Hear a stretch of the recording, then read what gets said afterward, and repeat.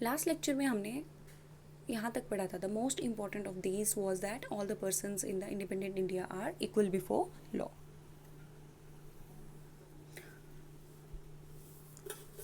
अब हम स्टार्ट करेंगे नेक्स्ट पैराग्राफ से, दैट इज द लॉ से। The law cannot discriminate between persons on the basis of their religion, caste और gender.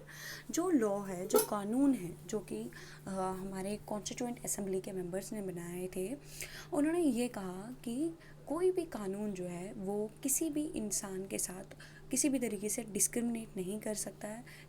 किस बेसिस पे कि उनका रिलीजन क्या है, उनका मज़हब क्या है, उनकी जाति क्या है, उनकी कास्ट क्या है, या फिर उनका जेंडर क्या है, वो मेल है, फीमेल है, या फिर किस जेंडर को बिलोंग करते हैं, उसकी बेसिस पे किसी भी तरीके का डिस्क्रिमिनेशन नहीं होना चाहिए।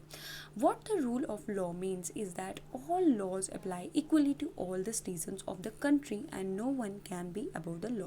अब यहाँ पे कहा जा रहा है कि रूल ऑफ लॉ का क्या मतलब है। रूल ऑफ लॉ का मतलब है कि जो सभी के सभी लॉज हैं, कोई किसी भी तरीके जो कानून बनाए गए हैं, वो सभी सिटीजन्स के लिए इक्वली अप्लाई होते हैं। हमारी कंट्री में जितने भी नागरिक हैं इंडिया के, उनके लिए सभी के लिए सेम लॉ जो हैं वो अप्लाई होते हैं, और कोई भी इंसान लॉ से बढ़कर नहीं है। चाहे वो गवर्नमेंट ऑफिशियल हो, चाहे वो कोई अमीर इंसान हो, वेल्दी पर्सन हो, या फिर चाहे वो खुद हमारी कंट्री का प्रेसिडेंट ही क्यों ना हो, कोई भी लॉ के अबव नहीं है।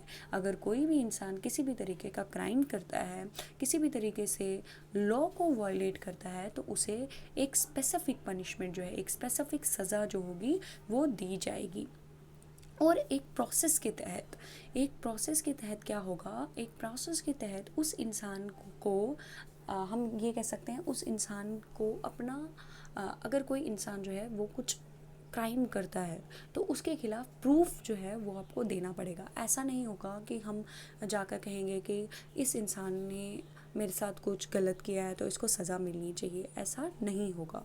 उस इंसान को भी अपना पॉइंट रखने का मौका दिया जाएगा, और आपको भी अपना पॉइंट जो है, पॉइंट ऑफ व्यू जो आपका है वो रखने का मौका दिया जाएगा, और प्रूफ जो है वो दोनों साइड से मांगे जाएंगे। देन एक डिसीजन जो होगा वो जो कोर्ट में पास होगा उसके तहत ही उसको सज़ा मिलेगी।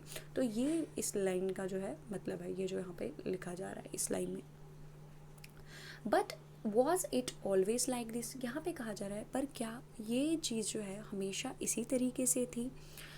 इन एंशियंट इंडिया, अगर हम एंशियंट इंडिया, अब यहाँ पे क्या किया जा रहा है, एंशियंट इंडिया के साथ कुछ कंपेयर किया जा रहा है, जो लॉज हैं आज के लॉज उनको कंपेयर किया जा रहा है।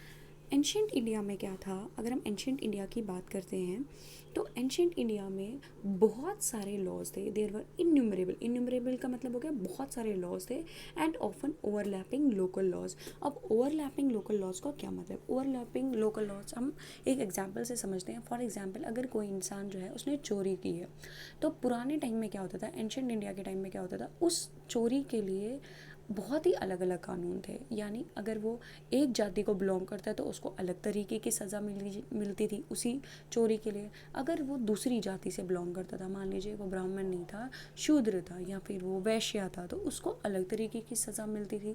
तो काफ़ी ज़्यादा लॉज जो थे वो बनाए गए थे एक ही तरीके के क्राइम के लिए पुराने टाइम में। Different communities enjoyed different degrees of autonomy in administering these laws among their own। अब इस चीज़ का क्या मतलब है, यहाँ पे कहा जा रहा है कि जो लोग थे, अब जैसे हमें पता है कि हम जब अगर हम एंशियंट इंडिया की बात करें तो जो हमारी कंट्री जो थी, जो हमारा देश था, वो काफ़ी ज़्यादा अलग अलग हम कह सकते हैं कास्ट में बटा हुआ था, काफ़ी ज़्यादा कास्ट सिस्टम थे। जैसे अगर हम हिंदूज़ के बारे में बात करें तो तब ब्राह्मण, वैश्या, शूद्र, तो इस तरीके से दलित, इस तरीके से जो थे वो लोग जो थे वो डिवाइडेड थे। अब यहाँ पे ये लोग क्या करते थे, जो कम्युनिटीज़ अलग अलग कम्युनिटीज़ थी, वो अपनी ऑटोनॉमी थी उनमें, यानी अपनी मर्ज़ी जो थी वो चलाते थे लॉज को एडमिनिस्ट्रेट करने में। कि अगर एक जाति का इंसान जो है वो किसी तरीके की का क्राइम करता है तो उसको ये अपनी मर्ज़ी से सज़ा देते थे, और अगर वो नीची जाति का मतलब इंसान होता था, वो क्राइम करता था, तो उसको अलग तरीके की सज़ा मिलती थी। तो यहाँ पे इस तरीके से सिस्टम जो था वो चलता था। अब हम पढ़ेंगे यहाँ से, In some cases, the punishment that the two persons receive for the same crime vary depending on the depending on their caste backgrounds. जो चीज़ मैं बता रही थी कि दो इंसान अगर एक ही तरीके की, मान लीजिए दो इंसान जो है वो चोरी करते थे, एक ने भी सेम चीज़ की चोरी की, दूसरे ने भी सेम चीज़ की चोरी की, तो उन दोनों को सज़ा जो थी वो उनको मिलती थी किस चीज़ पे, डिपेंड करता था कि वो किस, उनका बैकग्राउंड क्या है, वो किस कास्ट को बिलोंग करते हैं। अगर वो लो कास्ट के होते थे तो उन्हें ज़्यादा पेनलाइज किया जाता था, उन्हें ज़्यादा सज़ा मिलती थी, ज़्यादा सख्त सज़ा मिलती थी। लेकिन ये चीज़ जो थी, this slowly begin to change, ये धीरे धीरे चेंज होने लगा। ये सिस्टम जो था लॉ का, ये चीज़ धीरे धीरे इवॉल्व हुआ, चेंज हुआ। कब? जब कॉलोनियल पीरियड आया, जब ब्रिटिशर्स थे, जब उन्होंने इंडिया में एंटर किया।